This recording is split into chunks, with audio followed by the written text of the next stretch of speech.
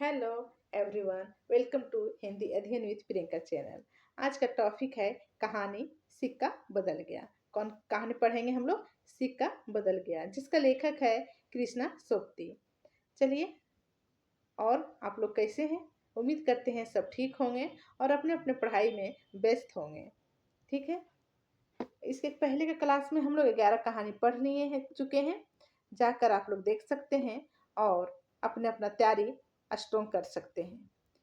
चलिए, बिना देर किए हुए हम लोग अपने टॉपिक की ओर चलते हैं। कहानी का नाम है सिक्का बदल गया। सिक्का बदल गया कहानी का लेखक है कृष्णा सोपती। और आज हम लोग पहले कृष्णा सोपती के बारे में देख लेते हैं, उसके बाद कहानी पढ़ेंगे। कृष्णा सोपती का जन्म गुजरात में 18 फरवरी 1925 को हुआ था। कितना कब हुआ था? तो गुजरात में याद रखना है कहाँ हुआ था वो और कब हुआ था। तो 1925 को। भारत के विभाजन के बाद गुजरात का यह हिस्सा पाकिस्तान में चला गया।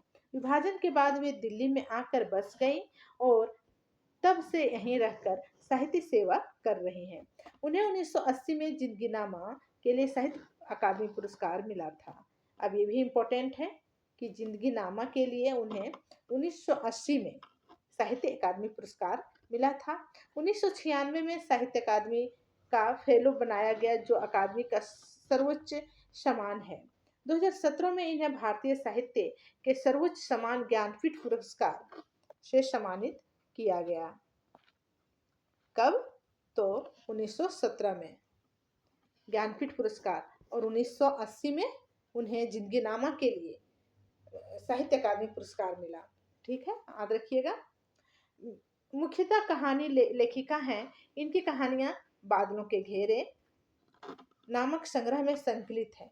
इन कहानियों के अतिरिक्त इन्होंने आख्यायिका फिक्शन की एक विशिष्ट शैली के रूप में विशेष प्रकार की लंबी कहानियों का सृजन किया है, जो औपन्यासिक प्रभाव उत्पन्न करती हैं। ये लड़की, डार से बिछुड़ी, आरों के आर, तीन पहाड़ जैसी कथाकृतियों अपने इस विशिष्ट आकार प्रकार के कारण उपन्यास के रूप में प्रकाशित भी हैं। इनका निधन 25 जनवरी 2019 को एक लंबी बीमारी के बाद सुबह 8 बजे एक निजी अस्पताल में हो गया। जन्म कब हुआ? 1925 को। और निधन कब होता है? 2019 को। हमें याद रखना है। ठीक है, आप देख लेते हैं इसकी मेन इम्पोर्टेंट रचनाएं, जैसे कि कहानी संग्रह। कहानी संग्रह इनकी एक है बादलों के घेरे, जो 1980 में प्रकाशन हुआ था। लंबी कहानी है, आख्यायिका उपन्यासिका सब है इसमें। एक डार से बिछुड़ी 1958। मित्रों मरजानी 1967, आरों के आर 1968, तीन पहाड़ 1968, ए लड़कियां 1991 और जेनी मेहरबान सिंह 2007 चलचित्रीय पटकथा मित्रों मरजानी की रचना के बाद रचित, परंतु 4 दशक बाद 2007 में प्रकाशित हुआ। ठीक है, अब देख लेते हैं इसका उपन्यास, जो बहुत बहुत महत्वपूर्ण है और यही उपन्यास हम लोग का पाठ्यक्रम में लगा हुआ है, जिंदगीनामा। इसलिए जिस जिस लेखक का हम लोग का सिलेबस में लगा हुआ है, खास करके वो लेखक का उपन्यास, नाटक, कहानी हमें पता होना चाहिए। ठीक है, उपन्यास है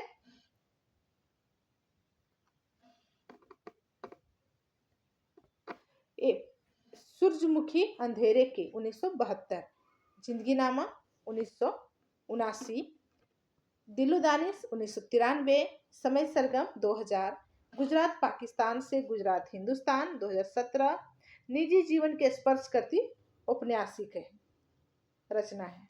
ठीक है, ये इम्पोर्टेंट है, वेरी वेरी इम्पोर्टेंट, क्योंकि इसका रचना कर्मानुसार कभी पूछ लिया जाता है, कभी ऑनलाइनर पूछ लिया जाता है, किसका है, कब प्रकाशन हुआ, हाँ तो कभी कलाकार कर्म रूप में पूछ लिया जाता है कि सीरियल कीजिए। ठीक है, इसलिए हमें याद रखना है। चलिए नेक्स्ट देखते हैं। विचार समान संस्मरण क्या है? विचार समान संस्मरण। हम हसमत 3 भागों में है। सोबती एक सोहबत, शब्दों के आलोक में, सोबती वेद संवाद, 5वां मुक्ति बोध, एक व्यक्तित्व सही की तलाश में 2017, लेखक का जनतंत्र 2018, मार्फत दिल्ली 2018, आत्रा आख्यान बुद्ध का कमंडल लद्दाख। साहित्य अकादमी के महत्तर सदस्यता समेत कई राष्ट्रीय पुरस्कारों और अलंकरणों के शोभित कृष्णा सोबती ने पाठक को निज के प्रति सचेत और समाज के प्रति चेतनीय किया है। उल्लेखनीय सम्मान आने की क्या चीज से सम्मानित किया गया है, तो देख सकते हैं। 1999 में कच्छा चूड़मणि पुरस्कार मिला इन्हें, किन्हें? तो कृष्णा सोबती को। 1981 में शिरोमणि पुरस्कार मिला। 1982 में हिंदी अकादमी अवार्ड मिला और 2001 के बीच सलाका पुरस्कार मिला। 1980 में साहित्य अकादमी पुरस्कार जिंदगीनामा पर मिला। 1996 में साहित्य अकादमी फेलोशिप मिला और 2017 में ज्ञानपीठ पुरस्कार भारतीय साहित्य सर्वोच्च सम्मान से इसे सम्मानित किया गया। ठीक है, इतना था इनका लेखक के बारे में। अब हम लोग मूल कहानी की ओर चलेंगे। सिक्का बदल गया कब लिखा गया है? तो 1948। Very very important. कब लिखा गया? 1948। कृष्णा सोबती का कहानी है। कहानीकार कृष्णा सोबती है। प्रकाशन 1948। किस पत्रिका? बार बार मैं ये भी बताते चल रही हूँ कि जो कहानी हमारे सिलेबस में लगा है उसका प्रकाशन वर्ष और किस पत्रिका में छपी है, किस काव्य संग्रह में संकलित है, इतना आदर और पात्र और किन किन स्थान का इस कहानी में जिक्र हुआ है, इतना हमें जानना बहुत बहुत जरूरी है। ठीक है, तो प्रकाशन पत्रिका कहानी संग्रह प्रतीक पत्रिका में ये छपी थी। पात्र इसका देख लेते हैं कौन कौन पात्र हैं। तो पात्र है साहनी, शेरा, हसीना, थानेदार दाऊद खां, भगू पटवारी। शेरा जो है उस साहनी का सेवक है, हसीना जो है शेरा की पत्नी है।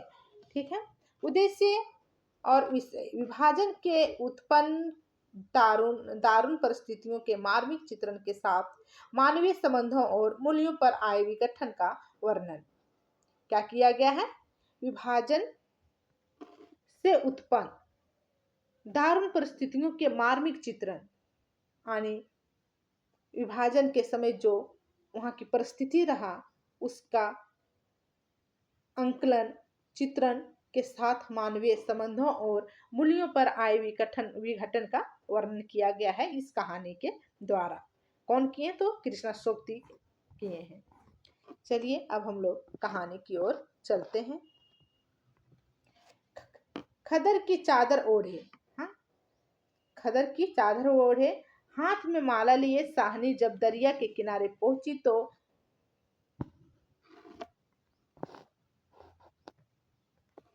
वो फट रही थी। दूर दूर आसमान के पर्दे पे लालिमा फैलती जा रही थी। साहनी ने कपड़े उतार कर एक और रखे और श्री राम करते पानी में हो ली, यानी नहा ली। क्या बोल के जाती है पानी में नहाने के लिए? इंपॉर्टेंट है, एग्जाम की दृष्टि से वेरी वेरी इंपॉर्टेंट है। श्री राम करती पानी में हो ली, यानी नहाने चली गई। अंजलि भरकर सूर्य देवता को नमस्कार किया, अपनी उन्नीदी आंखों पर छींटे दिए और पानी से लिपट गई।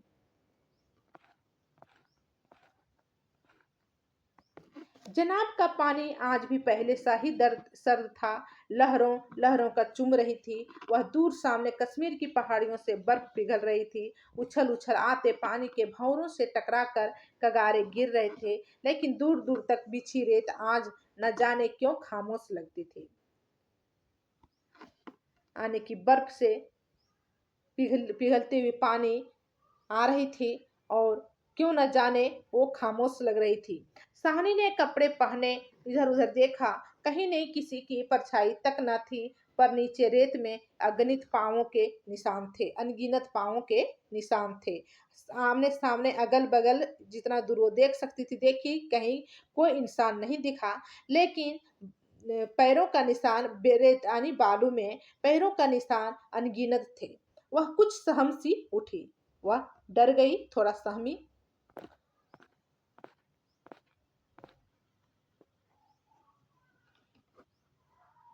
आज इस प्रभात की मीठी निर्वता में न जाने क्यों कुछ भयावन सा लग रहा है। वह पिछले 50 वर्षों से यहाँ नहाती आ रही है। कितने दिनों से नहा रही है? तो 50 वर्षों से वह यहाँ नहाते आ रही है, लेकिन इतना दिन उसे कभी भय नहीं लगा, कभी डर नहीं लगा। आज क्यों उसे अचानक डर सा लगा? वो सोच रही है, कितना लंबा अरसा है। सानी सोचती है, एक दिन इसी दुनिया के किनारे वह दुल्हन बनकर उतरी थी। सॉरी। साहनी क्या सोचती है कि यही इसी दुनिया के किनारे यानी यही नदी तालाब के किनारे वह दुल्हन बनकर उतरी थी, और आज आज साहजी नहीं और उसके हस्बैंड मर जाते हैं। वही वह सोचती है कि एक दिन हम यहाँ दुल्हन बनकर आए थे और आज मेरे हस्बैंड जी साहजी नहीं है। उसका वह पढ़ा लिखा लड़का नहीं, आज वह अकेली है। साहजी की लंबी चौड़ी हवेली में अकेली है। पर नहीं, यह क्या सोच रही है? वह सवेरे सवेरे अभी दुनियादारी के से मन नहीं फिरा उसका।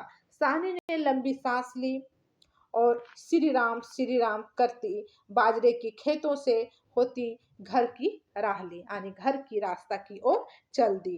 क्या कहते कहते तो श्री राम का जिक्र हुआ है। ये बहुत बहुत इम्पोर्टेंट है। कहीं कहीं लिपे पोते आंगनों पर से धुआं उठ रहा था। टन टन बैलों की घंटियां बज उठती हैं। फिर भी कुछ बंधा बंधा सा लग रहा है। जमी वाला कुआं भी आज नहीं चल रहा। ये साहजी की ही असामियां है। क्या बोल रहा है कि जमी वाला कुआं पूछ सकता है कैसा कुआं था? जमी वाला कुआं भी आज नहीं चल रहा है। ये साहजी की असामियां थी हैं। साहनी ने नजर उठाई, यह मीलों फैले खेत अपने ही हैं। भरी भराई नई फसल को देखकर साहनी किसी अपनत्व के मोह में भीग गई। यह सब साहजी की बरकते हैं। दूर दूर गांवों तक फैली हुई जमीनों में कुछ सब अपने हैं, आने की दूर दूर तक उसके खेतों नजर आती है और हरियाली नजर आती है, और वह सोचती है सब मेरे अपने हैं। साल में 3 फसल जमीन तो सोना उगलती है। साहनी कुएं की ओर बढ़ी, आवाज दी, शेरे शेरे, हुसैना हुसैना। शेरा साहनी का स्वर पहचानता है, वह ना पहचानेगा। अपनी माँ जेना के मरने के बाद वह साहनी के पास ही पलकर बड़ा हुआ। उसने पास पड़ा गंडा सा सटाले के ढेर के नीचे सरका दिया। हाथ में हुक्का पकड़कर बोला, ए हुसैना हुसैना। शाहनी की आवाज उसे कैसे हिला गई। अभी तो वह सोच रहा था कि वह उस शाहनी की ऊंची हवेली की अंधेरी कोठरी में पड़ी सोने चांदी की संदूकचियां उठाकर कि तभी शेरे शेरे शेरा गुस्से से भर गया। किस पर निकाले अपना क्रोध? साहनी पर चीख कर बोला, ये मर गई क्या? रब तुम्हें मौत दी। हुसैना आटे वाली कनाली एक और रख, जल्दी जल्दी बाहर निकल आई। आती हूँ, क्यों छावेले सुबह सुबह तड़पताए। अब ये भी इम्पोर्टेंट है, क्यों छावेले सुबह सुबह क्यों छावेले तड़पताए। ये लाइन देकर पूछ सकता है किस कहानी से लिया गया है, हमें याद रखना है। अब तक साहनी नजदीक पहुंच चुकी थी। शेरे के तेजी सुन चुकी थी। प्यार से बोली, हुसैना, यह वक्त लड़ने का है। वह पागल है जो तो तू ही जिगरा कर लिया कर। जिगरा, हुसैना ने मान भरे स्वर में कहा। शाहनी लड़का आखिर लड़का ही है। कभी शेरे से भी पूछा है कि मुंह अंधेरे ही क्यों गालियां बरसाई है इसने? शाहनी ने लाड से हुसैना के पीठ पर हाथ फेरा और हंसकर बोली, पगली, मुझे तो लड़के से बहु प्यारी है। शेरे, हाँ साहनी, मालूम होता है रात का कुलवाल के लोग आए हैं यहाँ साहनी ने गंभीर स्वर में कहा। शेरे ने जरा रुक कर घबरा कर कहा, नहीं साहनी। शेरे के उत्तर की अनसुनी कर साहनी जरा सिंचित स्वर से बोली, जो कुछ भी हो रहा है अच्छी नहीं। शेरे आज साहजी होते तो शायद कुछ बीच बचाव करते, पर साहनी कहते कहते रुक गई। साहनी कहते कहते रुक गई। आज क्या हो रहा है? साहनी को लगा जैसे जी भर भर आ रहा है साहजी की। बिछोड़े कई साल बीत गए, पर आज कुछ पिघल रहा है। शायद पिछली स्मृतियां आंसुओं को रोकने के प्रयत्न में उसने सेना की ओर देखा और हल्के से हंस पड़ी। और सोच ही रहा है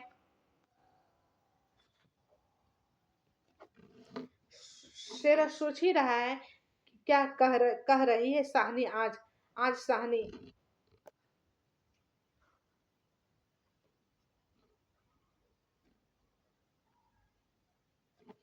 आज साहनी क्या कोई भी कुछ नहीं कर सकता? यह होके रहेगा? क्यों ना हो। हमारे ही भाई बंधु से सुध ले लेकर साहजी सोने की बोरियां तोला करते थे। प्रतिहिंसा के आग शेरे की आंखों में उतर आई। गंडा से की आद हो आई। साहनी की ओर देखा। नहीं नहीं, शेरा इन पिछले दिनों में 30-40 कत्ल कर चुका था, पर वह ऐसा नीच नहीं। सामने बैठी साहनी नहीं। साहनी के हाथ उसकी आंखों में तैर गए। वह सर्दियों की रातें कभी कभी साहजी डांट डांट खा के वह हवेली में पड़ा रहता था, और फिर लालटेन की रोशनी में वह देखता था साहनी के ममता भरे हाथ दूध का कटोरा थामे हुए। शेरे शेरे उठ पीले। शेरे ने साहनी की झुर्रियां पड़े मुंह की ओर देखा तो साहनी धीरे से मुस्कुरा रही थी। शेरा विचलित हो गया। आखिर साहनी ने क्या बिगाड़ा है हमारा? साहजी की यह बात साहजी के साथ गई। वह साहनी को जरूर बचाएगा,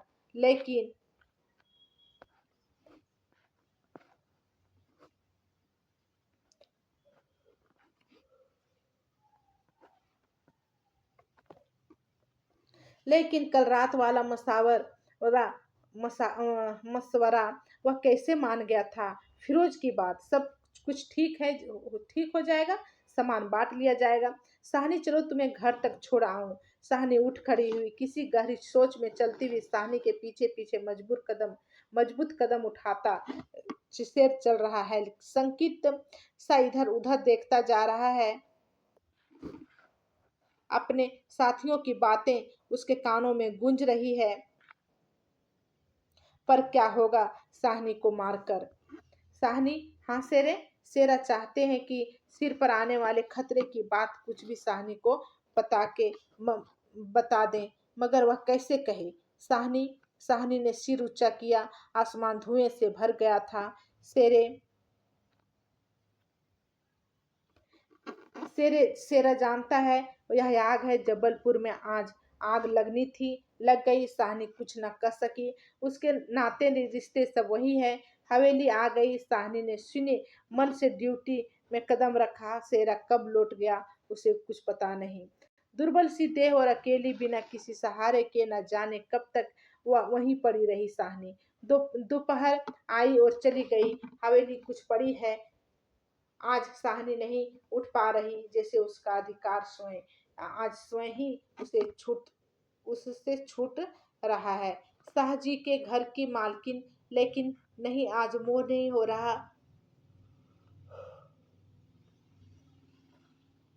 मानो पत्थर हो गई हो। पड़े पड़े सांझ हो गई, पर उठने की बात फिर भी नहीं सोच पा रही। अचानक रसूली की आवाज सुनकर चौंक उठी। साहनी साहनी सुनो, टरके आती है लेने।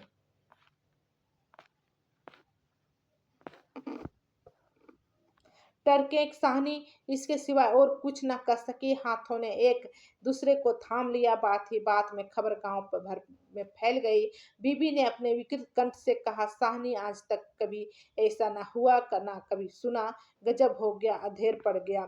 साहनी मूर्तिवत वही खड़ी रही। नवाब बीबी ने स्नेह शनि उदासी से कहा, साहनी हमने तो कभी न सोचा था।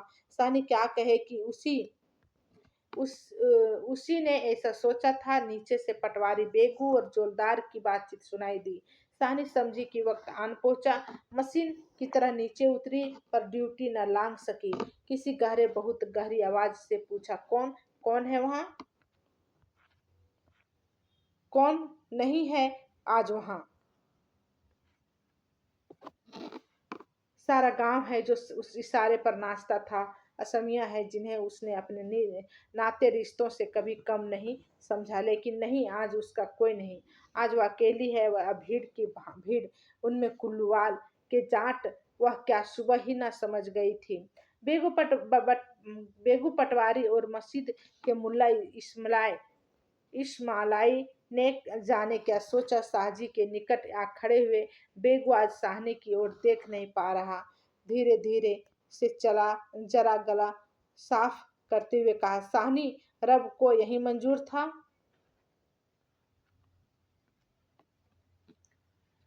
साहनी के कदम डोल गए, चक्कर आया और दीवार के साथ लग गई।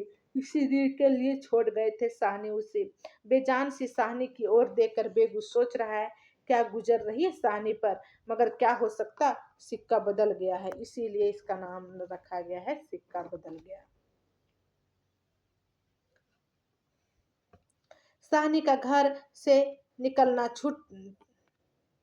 छोटी सी बात नहीं। गांव खड़ा है हवेली के दरवाजे से लेकर उस तारे तक जिसे शाहजी ने अपने पुत्र की शादी में बनवा दिया था। गांव के सब फैसले, सब मशविरे यही होते रहे हैं। इस बड़ी हवेली को लूट लेने की बात भी यही सोची गई थी। यह नहीं कि शाहनी कुछ न जानती हो। वह जानकर भी अनजान बनी रही। उसने कभी नहीं जाना, कभी बैर नहीं जाना, किसी का बुरा नहीं किया। लेकिन बूढ़ी साहनी यह नहीं जानती कि सिक्का बदल गया है। देर हो रही थी। थानेदार दाऊद खां जरा अकड़ कर आगे आया और ड्यूटी पर खड़ी जड़ निर्जीव छाया को देखकर ठिठक गया। वही साहनी है जिसके शाहजी के उसके लिए दरिया के किनारे खेमे लगवा दिया करते थे। यह तो वही यह तो वही साहनी है जिसने उसकी मंगेतर को सोने के कनर फूल दिए थे मुंह दिखाई में। अभी उसी दिन जब वह लीग से सिलसिले में आया था तो उसने उनरता से कहा था, साहनी, भागोवाल मस्जिद बनेगी, 300 रुपया देना पड़ेगा। साहनी ने अपने उसी सरल स्वभाव से 300 रुपये दिए थे और आज साहनी दाऊद खां की आवाज दी। वह थानेदार है, नहीं तो उसका स्वर शायद आंखों में उतर आता। साहनी गुमसुम कुछ न बोल पाई। साहनी ड्यूटी के निकट जाकर बोला, देर हो रही है। साहनी धीरे से, कुछ साथ रखना हो तो रख लो। कुछ साथ बांध लिया, सोना चांदी।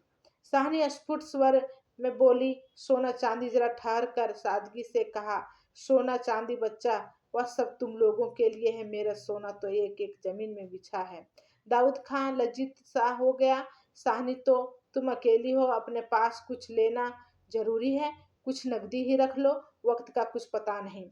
वक्त? साहनी आपकी गीली आंखों से हंस पड़ी। दाऊद खान, इससे अच्छा वक्त देखने के लिए क्या मैं जिंदा रहूंगी? किसी गहरी वेदना और तिरस्कार से कह दिया साहनी ने।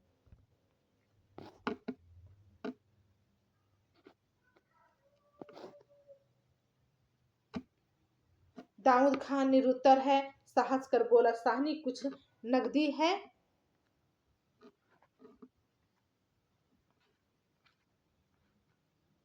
नहीं बच्चा, मुझे इस घर से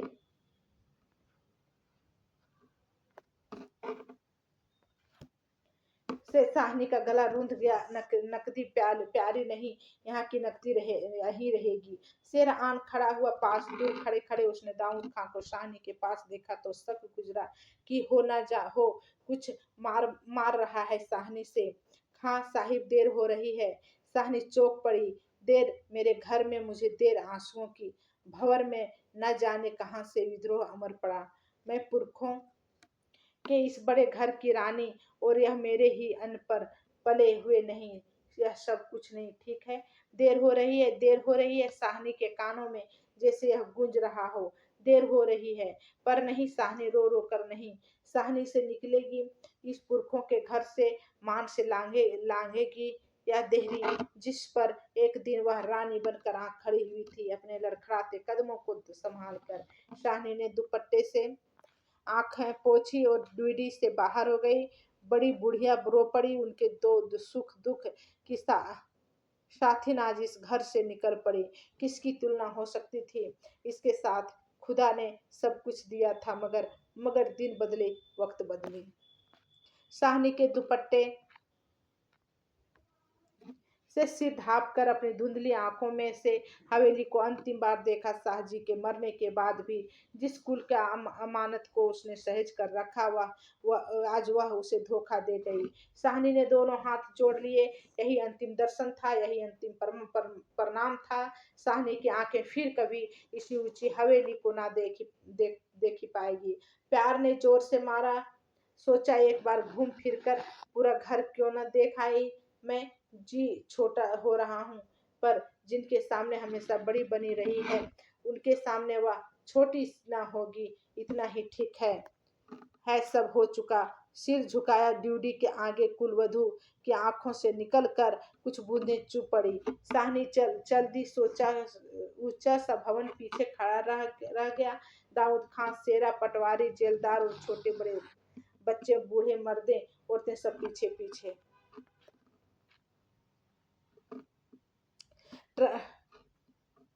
ट्रकें अब तक भर चुकी थी। साहनी अपने को खींच रही थी। गांव वालों के गलों में जैसे धुआं उड़ रहा है। शेरे खूनी शेरे का दिल टूट रहा है। दाऊद खान ने आगे बढ़कर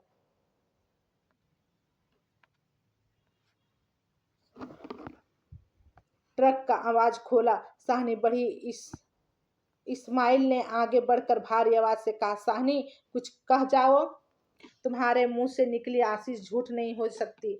और अपने साफे से आंखों का पानी पोंछ लिया। साहनी ने उठते हुए हिचकी को रोक कर रूंधे रूंधे से कहा, रब तुम्हें सलामत रखे बच्चा, खुशियां बख्शे। वह छोटा सा जनसमूह रो दिया। जरा भी दिल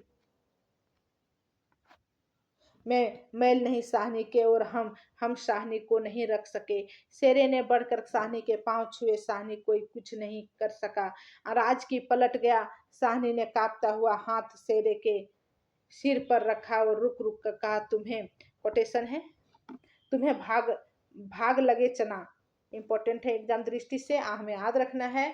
दाऊद खान ने हाथ का संकेत किया और कुछ बड़ी बुढ़िया साहनी के गले लगी और ट्रक ट्रक चल पड़ी।